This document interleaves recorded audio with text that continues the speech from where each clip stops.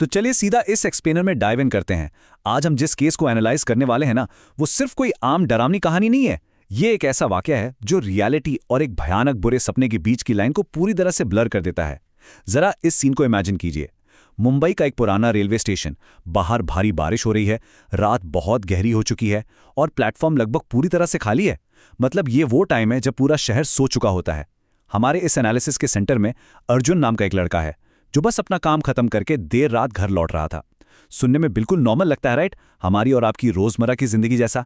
लेकिन जैसा कि हम आगे देखेंगे, ये नॉर्मल सी रात बहुत ही जल्द एक ऐसे एक्सपीरियंस में बदल गई जिसे किसी भी साइंस या लॉजिक से समझाना लिटरली इम्पॉसिबल है।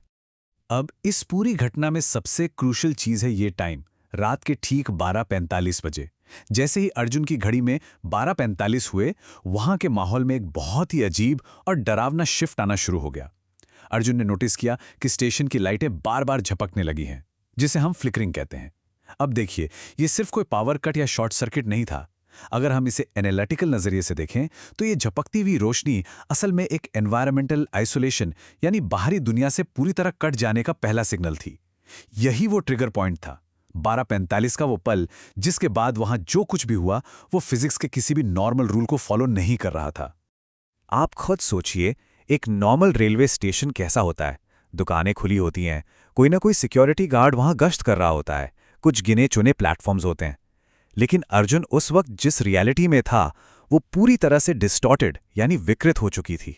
अचानक से आसपास की सारी दुकानें बिल्कुल रहस्यमयी तरीके से बंद हो चुकी थीं। दूर दूर तक कोई गार्ड नहीं था। पूरा का पूरा स्टेशन जैसे एक अजीब से सन्नाटे में डूब गया था। और तभी सबसे चौंकाने वाली चीज होती है, स्टेशन का स्पीकर अपने आप ऑन होता है और उसमें से आवाज आती है, प्लेटफॉर्म नंबर 3, आखिरी ट्रेन। अब कैच यहां पर यह है कि उस पुराने स्टेशन पर प्लेटफॉर्म नंबर 3 नाम की कोई जगह एग्जिस्ट ही नहीं करती थी। एक ऐसे प्लेटफॉर्म की अनाउंसमेंट होना जो असल में है ही नहीं, ये इस बात का पहला सॉलिड प्रूफ था कि अर्जुन अब किसी दूसरे ही डायमेंशन में फंस चुका है। चलिए इस टाइमलाइन को थोड़ा और करीब से देखते हैं कि कैसे चीजें बद से बदतर होती चली गईं। ये साफ दिखाता है कि अर्जुन के सेंसेस पर किस तरह से अटैक हो रहा था। ठीक 12:45 पर जब लाइटें झपक रही थीं, अर्जुन ने अपना फोन चेक किया। स्क्रीन पर साफ लिखा था नो नेटवर्क, मतलब बाहरी दुनिया से कनेक्शन जीरो। और बिल्कुल उसी पल उसकी नज़र प्लेटफॉर्म के एकदम आखिरी छोर पर गई। वहां एक महिला खड़ी थी। उसने सफ़ेद साड़ी पहनी हुई थी, चेहरा एकदम ब्लर था और इतनी तेज बारिश के बावजूद वो बिना हिले ढुले किसी पुतले की तरह खड़ी थी। और फिर कुछ ही मिनटों के अंदर एक बहुत ही पुरानी भारी भरकम रेलगाड़ी के चलने की जोरदार आवाज़ गूंजने लगी। लेकिन रोंगटे खड़े कर देने वाली बात यह थी कि ट्रैक पर कोई ट्रेन थी ही नहीं, सिर्फ धुएं जैसा एक बहुत घना कोहरा ट्रैक पर आगे बढ़ रहा था।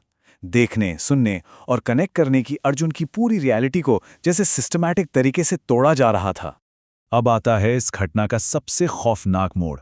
वो महिला जो कुछ सेकंड पहले तक दूर खड़ी थी, वो अचानक बिना किसी मूवमेंट के लिटरली अर्जुन के एकदम पास आ चुकी थी। और फिर उसने बहुत ही धीरे से अर्जुन से पूछा, क्या तुमने मेरी ट्रेन देखी? अर्जुन तो डर के मारे जैसे जमी गया था, उसके मुंह से एक शब्द नहीं निकला।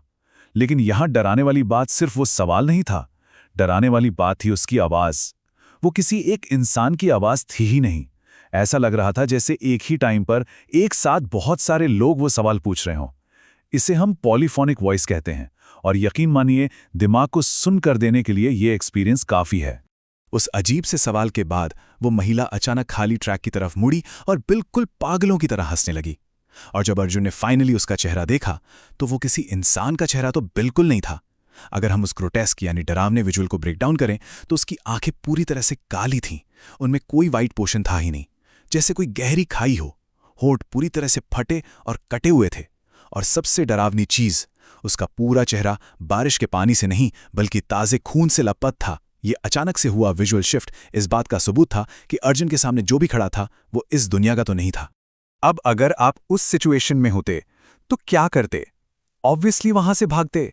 अर्जुन का भी पहला रिएक्शन यही था। वो अपनी जान बचाने के लिए अंधाधुंध भागा।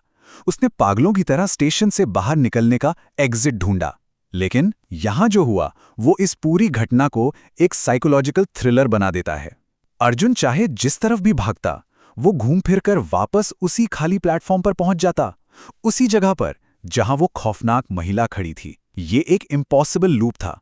मतलब दिशाओं के, स्पेस के सारे नियम वहां काम करना बंद कर चुके थे। आप इमेजिन कर सकते हैं उस खौफ को, जब आपको लगे कि आप भाग रहे हैं लेकिन आपकी हर कोशिश आपको वापस उसी मौत के सामने लाकर खड़ा कर दे रही है। जब अर्जुन उस नेवर एंडिंग लूप में भाग भाग कर पूरी तरह टूट चुका था, तब स्टेशन का स्पीकर एक आखिरी बार ऑन हुआ और इस बार उसमें से जो आवाज आई वो किसी नॉर्मल रेलवे अनाउंसमेंट जैसी नहीं थी। वो जैसे कोई फाइनल जजमेंट था। लास्ट पैसेंजर रिमेनिंग, यानी आखिरी यात्री बचा है। जैसे ये वाक्य गूंजा, स्टेशन की रही सही लाइटें भी पूरी तरह से बुझ गईं। हर तरफ सिर्फ और सिर्फ गुप्त अंधेरा। और फिर उस सन्नाटे को चीरते हुए एक ट्रेन का हॉर्न बजा। और ये हॉर्न किसी दूर से आती ट्रेन का नहीं था। ये इतना तेज था जैसे ट्रेन लिटरली अर्जुन के एकदम बगल में उसी प्लेटफॉर्म पर खड़ी हो। अगली सुबह जब वो स्टेशन खुला तो जो सच्चाई सामने आई वो और भी ज्यादा डिस्टर्बिंग थी। प्लेटफॉर्म पर अर्जुन कहीं नहीं था, बस उसका बैग एक कोने में पड़ा हुआ मिला। पुलिस और अथॉरिटीज ने तुरंत सीसीटीवी फुटेज चेक की और आप यकीन नहीं करेंगे, पूरी रात के फुटेज में वो प्लेटफॉर्म एकदम खाली था। ना अर्जुन दिखा, ना वो महिला। लेकिन ठीक रात के 12:45 बजे उसी एग्जैक्ट टाइम पर जब ये सब शुरू हुआ था, कैमरे ने एक बहुत ही इम्पॉसिबल चीज कैप्चर की। फुटेज में साफ दिखा कि हवा में किसी पुरानी ट्रेन का एक इनविजिबल दरवाजा अपने आप खुलता है और कुछ सेकंड बाद बंद हो जाता है। बिल्कुल वैसे जैसे कोई ट्रेन वहां आई हो, किसी को अपने अंदर लिया हो और चली गई हो। लेकिन कैमरे के लिए वो पूरी तरह से अदृश्य थी, जो अल्टीमेटली हमें इस सबसे बड़े और फाइनल सवाल पर लाकर खड़ा कर देता है। रात 12:30 बजे उस स्टेशन के प्लेटफॉर्म 3 पर, जो असल में था ही नहीं, वहां आया क्या था? वो इनविजिबल दरवाजा किसके लिए खुला था? और अर्जुन, जो उस रात का आखिरी यात्री था, वो अब कहाँ है? क्या वो किसी और डायमेंशन में चला गया? ये केस हमें ये सोचने पर मजबूर करता है कि हमारे आसपास के इन खाली स्टेशनों और सुनसान जगहों में असल में क्या छिपा है। अपना ये एक्सप्लेनर हम यहीं रैप अप करते हैं, लेकिन अगली बार अगर आप किसी खाली प्लेटफॉर्म पर अकेले खड़े हों और घड़ी में रात के 12:30 बजने वाले हों, तो शायद वहां से चले जाना ही बेहतर होगा। हमारे साथ जुड़ने के लिए बहुत बहुत शुक्रिया।